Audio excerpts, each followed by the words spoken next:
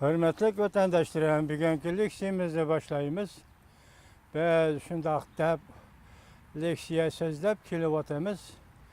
Yaqinqi bir 2 günden beri bolup, 18-nji günüden başlap Amerika Qo'shma Shtatlarining Osiyoga bolupmu Jungo qaratgan siyasetlerinin jipçi o'ttirg'i chiqishga başladı. Bu siz bilen biz bek muhim diqqat qiladigan bir noktalar idi. Şuna bugün biz yani şununla münasebetlik belki texmi konkret bo'lgan bir leksiyani so'zlaymiz. Ondan keyin oxirida vatandoshlar bilan birlikda bu leksiyani muhokama qilamiz. Birinchi, bunga diqqat qilishingni umid qilaman, hurmatli vatandoshim. Beijing Amerika Qo'shma Shtatlarining davlat ishlar kotibi Rex Tillersonning tanqidiga javob qaytarib, Jungo to'g'risidagi bir taraflama qarashlardan voz kechishga chaqiriq qildi. Mavzuli xabar 10-20 kuni Amerika ovozining Xitoy tili programmasida e'lon qilindi. Xabar bunday boshlandi. Washington, Amerika Qo'shma Shtatlarining davlat ishlar kotibi Rex Tillerson Amerika Hindiston munosabatlarini texmi cho'nqurlashtirish to'g'risida fikr bayon qilib, hamda Jungoni tanqidlab, Jungo xalqaro tartibga ziyonkashlik qildi deb ayblagandan keyin Beijing javob qaytarib mundaq ko'rsatdi. Jungo Birlashgan Davlatlar Tashkilotini yadro qilgan xalqaro tartibni qat'iy qo'llaydi.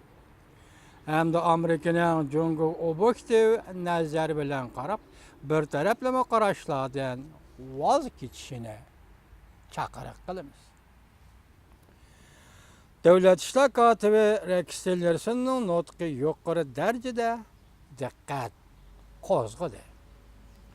Amerika Qo'shma Shtatlarining davlat ishlar kotibi Rex Tillerson haftaning 3-kuni tushdan keyin Hindistonni ziyorat qilishdan burun Washington bilim xazinasi xalqaro strategik markazida nutq so'zlab, xalqaro strategik tadqiqot markazida nutq so'zlab, undan keyingi bir asr 100 yillik Amerika Hindiston munosabatining doirasini bekitib, Amerika Hindiston munosabati siyosati to'g'risida to'xtalganda har qaysi sohalarning yuqori darajada diqqat qilishini, bo'libmi Jungoning diqqat qilishini qo'zg'adi.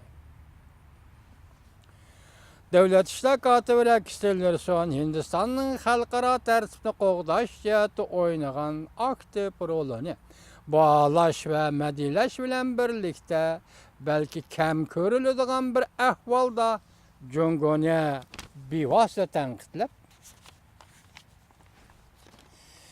Hindistonga o'xshash mas'uliyatchan bir tartibda xalqaro tartiblarni qo'g'damayli qolmasdan Jungo, balki hatto Jungo xalqaro tartiblarga buzg'unchilik qildi.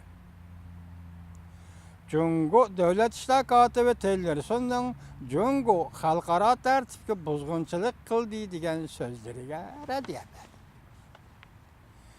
Davlat ishlar kotibi Rex Tillersonning so'zlariga qarata Jungo Tashqi ishlar ministrligining bayonotchisi Lukan haftaning 3-kuni Beijingda o'tkazilgan muxbirlarni kutib olish yig'inida raddiya berdi.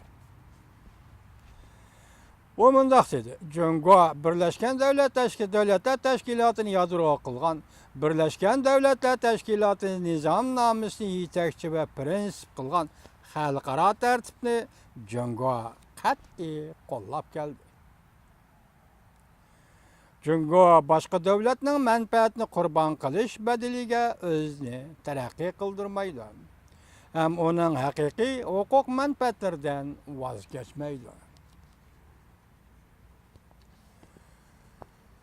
Lukan Amerikaning Jungo obyektiv nazar bilan qarashini bir taraflamalik qarashdan voz kechishini umid qilamiz deb ko'rsatdi.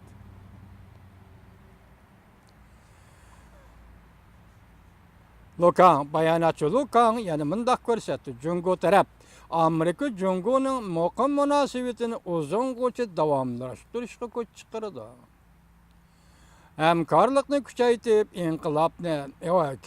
ixtiloflarni muvofiq bir taraf qilib, munosabatlarimizning muqim taraqqiy qilishini qo'g'dishimiz kerak. Davlat ishlar katibi Rexler son Amerika bilan Hindiston g'arb va sharqning mayakidir dedi. Davlat ishlar katibi Rexler son nutqida Amerika bilan Hindiston g'arb va sharqning mayakidir dedi. Davlat ishlar katibi Rexler son Prezident Trumpning Janubiy Osiyo siyosati bo'yicha so'zlagan nutqi Amerika, Hindiston va Demokratik davlat Hindiston, Hind okean va Tinch okean rayonida Amerika, Hindiston bu ikki demokratik davlatni Hind okean va Tinch okean rayonida Amerikaning strategik sheriki xalqaro qoida tartiblarni o'rtaq qo'g'daymiz deb bekitganligini ko'rsatdi. Demak, Hindiston bilan Amerika hamkorlashdi. Bu xalqaro tartiblarni birlikda qo'g'daymiz. Tinch okean va Hind okeanda ham xalqaro tartiblarni birlikda qo'g'daymiz deydigan shundaq bir ideyani ko'rsatdi. Davomini anglaysiz, hurmatli vatandoshlar.